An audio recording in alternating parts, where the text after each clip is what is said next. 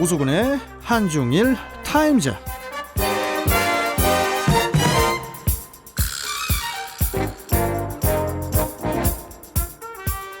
급박하게 변해가는 한중일 동북아 정세를 이해하기 쉽게 풀어주는 분이죠.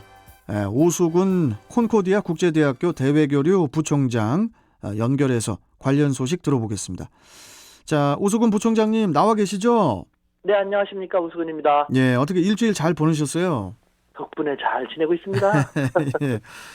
자, 그나저나 그 일본 스가 총리에 대한 다각적 분석이 또 있었습니다만은 역시 그 알려지지 않은 부분도 많다고 하더라고요. 자, 그래서 오늘 우리 오수근 부총장님께서 스가 총리의 알려지지 않은 모습 두 가지를 공개를 해주시겠다고요? 네, 그렇습니다. 스가 총리와 10년 이상을 사적으로 대화도 나누고 전화 통화도 자주 주고받는 한 일본인이 있는데요. 아베 전 총리 얘기 말씀하시는 거 아니죠? 스가 총리요, 스가 총리. 예. 예, 그러니까 지금 그제도 한국으로 가무라 다케오라는 스가 총리 최측근 자민당 내에서 친한파 중의 친한파인 사람이 와 있지 않습니까? 이 가무라 다케오 씨를 스가 총리가 파견하기 전날에도 제가 말씀드리는 일본인 지인에게 전화를 해가지고 한일 관계에 대해서 지금 어떻게 하면 좋겠는지 막 문의도 하고 했다고 하더라고요. 그래요? 네. 그러면서 그 양반은 뭐 겉으로 드러나고 싶어 하지는 않는 분이기 때문에 어떻게 제가 밝힐 수는 없고요. 그분이 이해하면은 이 양반도 한일 관계 개선을 그렇게 원하는 사람이기 때문에 스가 총리에게는 이와 같은 면모가 있으니까 이것을 잘 참고해서 한국이 스가 총리 측과 접촉을 한다면은 한일 관계가 조금 더 빨리 개선되지 않을까라는 그런 희망을 주면서 들려준 것인데요.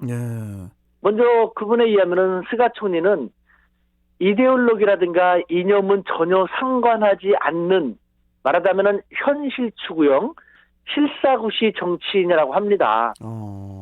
이런 면에서는 전임 아베 총리하고는 판이하게 다르죠. 아베 총리 같은 경우는 아시다시피 오로지 극우 사상으로 그렇죠. 꽉 차 있어가지고 군국주의, 정말 그러다 보니까 이데올로기가 끝난 이 시점에도 오로지 이데올로기를 지향하다가 일본 사회를 한층 힘들게 만들고 도망가다시피 그만뒀지 않습니까? 하지만 스가 총리는 그런 이데올로기 이념하고는 전혀 관계없이 실질적으로 플러스가 되고 도움이 되는 거라면 그것을 추구한다는 것이고요. 두 번째, 그분이 들려준 스가 총리 또 다른 면모는 전형적인 포퓰리스트라는 겁니다. 스가 총리가? 네. 그러니까 포퓰리스트 하면은 어감상 부정적인 의미가 더 강한데 다른 쪽으로 생각을 해보면요. 포퓰리스트는 국민들의 지지, 민심에 민감하지 않습니까? 그렇죠.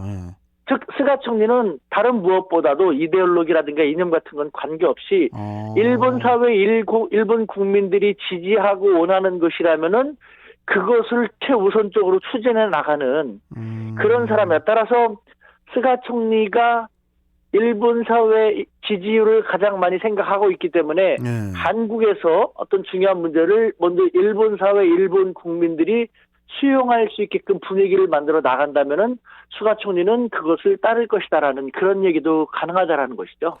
근데 이제 우리가 언론을 통해서나 뭐 이렇게 알기로는 또 그 아베 전 총리가 이제 최장수 총리였었잖아요, 일본에서. 네. 그때 당시 아베처럼 최장수 관방장관이 이제 스가 장관이었잖아요. 네. 그래서 이제 아베하고 이제 정치적 운명을 함께 해온 사람이기 때문에 이건 뭐 똑같겠다. 이렇게 생각을 하고 있었는데 오늘 그 부총장님 말씀 들으니까 좀 뭐 한일 관계라든지 역사 문제라든지 여러 가지들에 있어서 좀 실마리를 풀어 나가면은 충분히 또 해결 가능할 수도 있겠다. 뭐 이런 생각도 좀 들기도 하고 그렇습니다. 그렇습니다. 그러니까 그 정도 정치인이라면요. 더군다나 일본이라는 국가의 최고 지도자가 될 정도의 정치인이라면요. 자기 나름대로의 색깔이 있는 것이고 관방장관을 할 때는 자기의 입장은 1인자인 수상을 보좌하고 수상이 힘든 일 당하지 않도록 굳은 일은 자기가 다 한다라는 그런 입장이었으니까 거기에 충실했던 것이죠. 하지만 국가의 최고 지도자가 된 만큼 역사에 본인의 이름을 더 크게 남기는데 한낱 1년 동안 전임자의 뒤 치닥거리만 한다라든가 전임자의 그림자 역할을 한다라는 것, 그 정도까지 올라간 사람이 그렇게 생각할까요? 그렇지 않죠. 전혀 부딪히지 않는 범위 내에서 자기 색깔, 그리고 또 아베 총리가 너무 이데올로기 위주로 갔다라는 걸 스가 총리도 알고 있었고, 그렇기 때문에 스가 총리는 관방장관 할 때도 야스쿠니 신사의 곡물 대납 같은 것도 전혀 하지 않았거든요. 아, 그래요? 그러니까 이제는 자기가 1인자가 됐으니까 일본 국민들이 원한다면 한국과의 역사 문제라든가 한일 관계 같은 경우도 예. 한국이 우리가 실기와 지혜를 모아서 일본 국민들이 받아들일 수 있는 그런 자세로 우리가 다가가서 일본 국민들이 더 긍정적으로 생각하게 된다면요.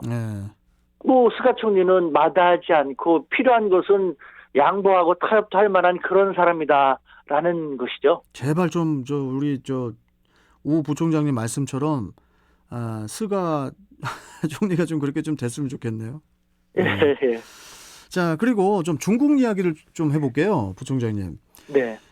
이 코로나19 여파를 겪은 중국 경제가 지금 뭐 꾸준하게 회복 중인 것으로 나타났다고 하는데, 지금 그 중국이 뭐 성장세가 되게 급속하게 성장하고 있는 이유가 뭐라고 보세요, 지금? 네, 그 여러 가지가 있는데 일단 당장 그 간단하게 살펴본다면요, 중국 돈 위안화라고 하는데요. 위안, 예. 중국 돈이 강세입니다. 강세 중에 강세를 보이는데, 아, 그래요? 왜 그런지 그 이유를 알면은 중국 경제가 왜 성장하고 있는지 앞으로는 또 어떻게 될 건지를 간단히 알 수 있을 것입니다. 네, 현재 중국 돈 위안화가 강세인 이유 한 세 가지 간단히 말씀드릴 수 있을 것 같은데요. 먼저 소위 말하는 코로나 경제의 덕을 보고 있는 것이죠. 코로나 경제 덕을 보고 있다고요? 예, 무슨 말이냐? 지난 거의 한 최근 1년 정도 동안은 이 코로나 때문에 경제가 전 세계적으로 힘들었고 중국도 마찬가지였지 않습니까? 그렇죠. 네, 중국은 일단은 격리와 봉쇄를 통해서 코로나를 어느 정도 안정적으로 관리하고 있고, 그러다 보니까 흔히 말하는 보복 소비, 그동안 하지 못했던 소비를 엄청나게 많이 몇 배로 하고 있지 않습니까? 그러니까 그래요. 경기가 한순간 확 올라가는 거죠. 당장 얼마 전에 있었던 중국 국경절 연휴, 우리 추석 연휴랑 거의 비슷하게 있었는데요. 그때만 하더라도 무려 4.9% 소비가 회복되는 성장을 보였습니다. 예, 이와 같이 보복 소비, 코로나 경제로 인한 보복 소비 덕도 보고 있고요. 두 번째로는 무역 흑자 및 자본시장의 자본 유입이 중국으로 빠르게 유입되고 있다는 것입니다. 이 또한 전 세계에서는 아직도 코로나가 기록을 갱신할 정도로 계속해서 기승을 피우고 있는데, 중국만 관리를 잘하면서 경기 회복, 수출이 빠르게 증가되고 있지 않습니까?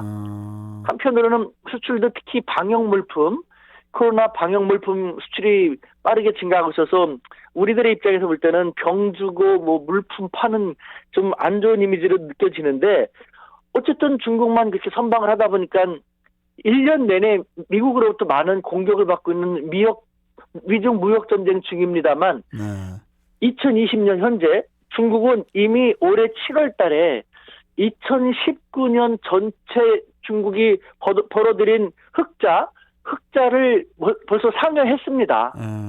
그 정도로 경제가 잘 나가고 또 외환 보유고도 늘어나고 있고요.